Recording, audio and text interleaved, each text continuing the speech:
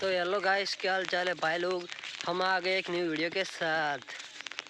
तो मैं इधर दंगल में आया था और चारे पूरा मतलब कि दाई भाई आजू बाजू बरसात पड़ रहा है, बारिश हो रही है मतलब।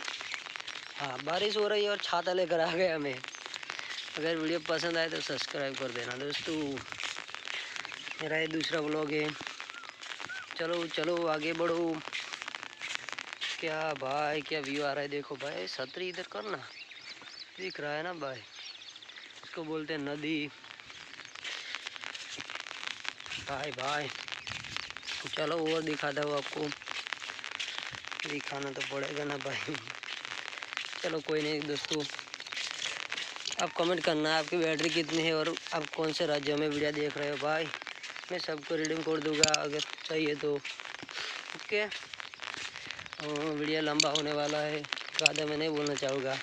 एक बढ़िया चीज़ बता दो, देखो भाई, ये नाला काकड़िया बोलते हैं।